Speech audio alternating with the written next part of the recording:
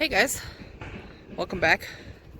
So today is September 17th, and we just had our first frost a month early.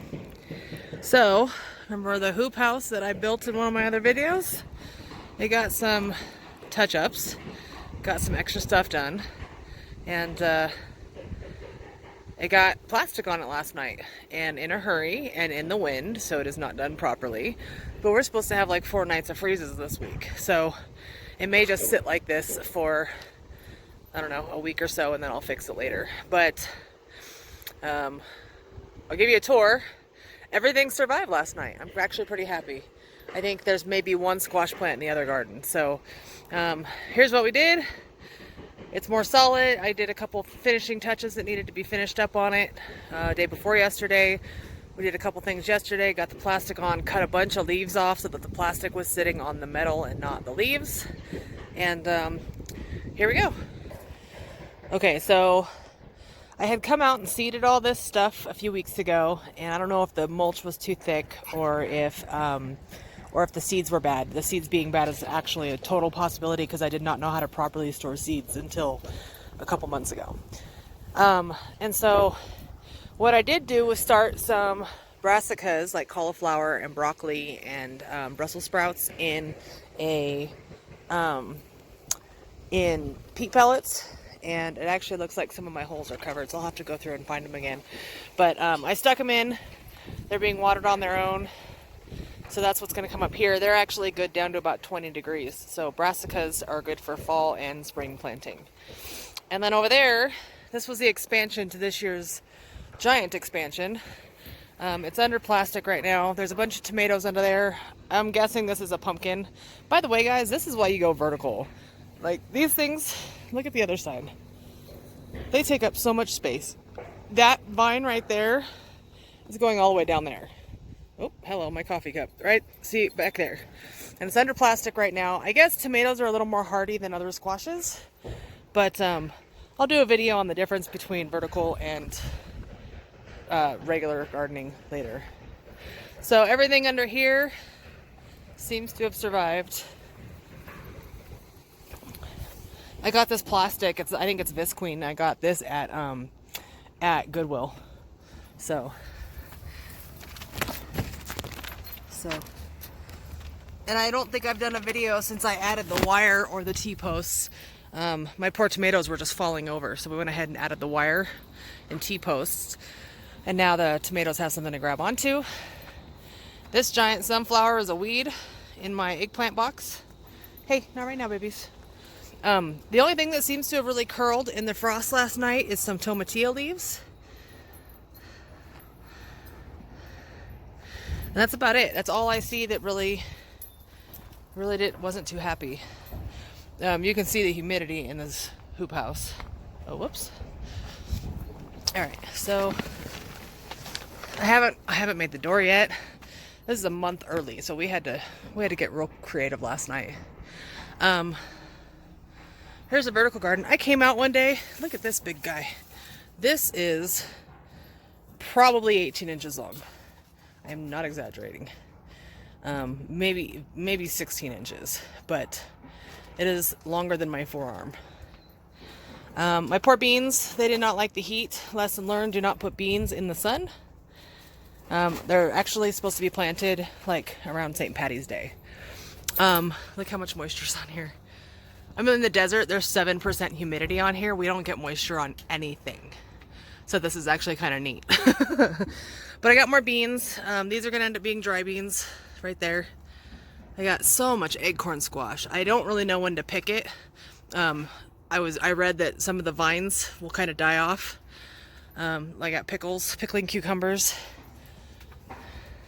some melons. Our grow season didn't even start until the middle of June this year because we had a frost in June. So Mother Nature needs to go back on her meds. But as you can see, my sweet peppers, I got a lot of shishito peppers, but that's it. I've gotten one bell pepper. There's a second bell pepper right there. And, so that's it, like as far as sweet peppers go. I have gotten a lot of serranos and a lot of jalapenos. And I'm just not ready to lose the battle this year yet. So that's why this plastic needed to go on. I read that these will let you know when the stems start to die off. So I think that one's starting to die off. But these are 4-month growth. And I have 3 of them. That one might be ready first. See how messed up that stem looks? And as you can see, I had to get rid of a lot of leaves. There's a smaller one. That one's still got a very green stem on it. So we'll leave that one as long as I can. And I'm not really sure what's going on here. I don't know if there's a bug eating it, but it is. I sprayed it and with some neem oil, and it's still doing it. So we'll see what happens. But I did not get any gherkins, any cucamelons. Sorry. I got a ton of lemon cucumbers this year. I'm actually really happy with those. That is a sugar-ready spaghetti squash, and I'm finally. See, this is why I'm upset about this year's grow season. Look. I'm finally getting spaghetti squash. Where's my other one? There's one right there. And then this is my biggest one so far. But last year, I mean, we're still eating last year's spaghetti squash. So for them to be this late, I'm a little frustrated. But all these tomatoes, there's a red pepper right there that I need to grab. But some of these tomatoes are just really neat looking. Look. It's so humid in here. It's like I'm down in Sacramento or something. Look, a baby watermelon. So hopefully I can extend the grow season till November. Make it worth it. Oh, because this is a lot of work this year since there's a garden expansion. Okay, let's go to the other side. So you guys, this is the beauty of vertical. See how beauty and pretty this is, and nice and shady. It stays cool in here. Nothing got too hot all summer. Look at the nice big walkway. Okay, some more tomatillos, some bush beans, some tomatoes that I actually had to pull in to get them in here. Uh-oh, I hope that bee's okay. I'll have to figure out a way to let them out. Tomatoes on the right, these are about 7 feet tall. And then look at this vine right down there. Do you see this squash vine? These beds are just shy of 24 feet for non-permitting purposes. And it starts way in the corner back there. 1 square this side of that corner. So I have to watch where I walk. It's a total pain. I had way too many squash plants. I had to pull all this in. I figured if I lost a few leaves, that's fine. I could sacrifice the few for the good of the many, right? Little Vulcan logic. Yeah, I'm a nerd. Okay, so you can see I need to come out here and do some cherry tomatoes, but everything made it last night. I mean, it only got down, I believe, to 34, maybe 35. But I have microclimates in this particular area. Look at this poor thing. I pulled it in too. But my acorn squashes. I have a lot of hot peppers here too. These are neat because they're purple on the sunny side. Oh, that one apparently flipped around. Okay, let's show you this one. Purple and green. See? So I have gotten jalapenos. I've gotten a few hot peppers. I actually have enough hot peppers that I don't really know what to do with them. I made chili last night and stuck some in there, and it was actually tasty. So, all right, let's go to the other garden.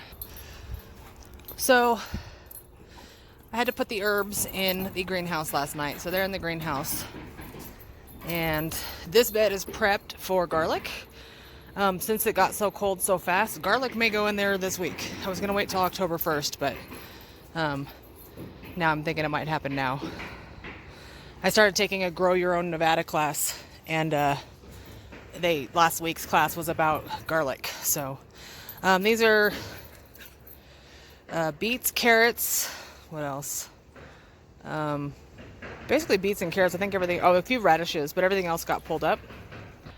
Like I said, everything ended up in the greenhouse. So there's my herbs.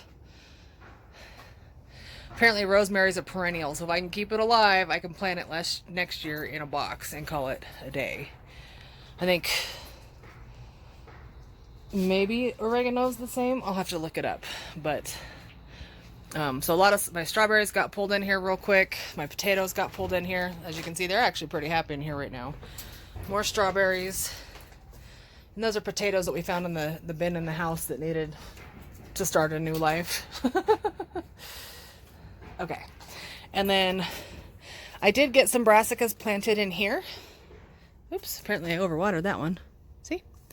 So there's kale, bok choy, some cabbage, but as you can see, the cabbage is not. And the cabbage, these all go out in diagonal. Dinosaur kale's making a run for it. And then I have some onions that I might top and steal the tops off of. So if you follow my Instagram, you guys probably saw last night that I had to wrap a lot of stuff in plastic. And so this is the back of the greenhouse. There's 2 beds behind it. They get morning sun. And if you look, they made it. I also had to put T-posts and wire here because these were all droopy, very, very droopy. And I got these at the end of season plant sale at Rail City Garden Center in Sparks. And they were $1 a plant, so they're a little late bloomer, but like I said, we weren't supposed to have first frost till next month. So this is basically my squash area. This is the old garden. That's the chicken coop behind it and the chicken run. I think everything made it except for maybe one plant in here. And I did not, as you can see, I did not cover this. I just hoped for the best, which is actually kind of a bummer considering most of these have not been pollinated all summer. Like I pulled a couple, there's a little one there. There's different types of squash in here. I mean, most of them have just looked sad. And like I actually have pollinated fruit now. And I was really upset last night when I was looking at all this. And I'm like, man, the first frost is here. And I don't have any zucchini to show for it. So it looks like it's all going to do okay. I'm hoping that the fencing is what insulated everything. But, I mean, in here it stayed pretty okay. These are brassicas, by the way, if you don't know what that is. See how thick and waxy the leaves are? That's one of the indicators. Same with the dinosaur kale that's back there. And these will all do fine until about 20 degrees. So I might be able to keep those going until like December. We'll see. This year's been just weird with the weather up here. But look, see? An actual zucchini. And then that's a Zephyr squash, Zephyr zucchini. And it's half green, half yellow on purpose. I actually have a couple of these plants, and I have yet to get one that pollinated so that I could actually eat it and tell you how tasty it was. And that one might actually be pollinated. Oh, I hope. I'm tired of giving them the babies to the chickens. This bed has done pretty well, but you know, the thing is when we clean the chicken coop out, most of the time the chicken poop ends up in this bed. And this year it didn't do that as much. But we got some baby squash down in there. There's some mysteries and some volunteers too. Some of these came, like this looks like spaghetti squash. And I think that one came out of the compost. Like when we put the compost on top of the beds, I had seeds that planted. I do have lavender. I think that should go in the greenhouse probably too. I forgot about it last night apparently. Sunflowers. They did not like this bed. So they did not get as big as I would have liked, but at least I have seeds for next year, right? And I guess the canes from when they dry out, they're actually really rigid and they work as stakes for plants. So corn, I need to learn how to plant corn because it's still sad and depressing. But overall, everything seems to have survived the first frosts. And the chickens will have to wait to come in here. We actually gave the chickens an access door right there. And then everything in here is all fenced in. So if everything dies off, when everything dies off, they get to come in here and work the dirt for me and eat some worms and poop. So, and last but not least, right here, these are the peat pellets. I didn't water it one day, so I lost a few. But these are some more cabbage, 2 different types of cabbage. They will end up wherever I find a space. And clearly I need to water them today. And then those are hollyhocks. So I need to get those in the ground and hope that they make it for next year. Same with those. So there you have it. Garden tour post first frost. And thanks for stopping by. Appreciate your time. Have a good one.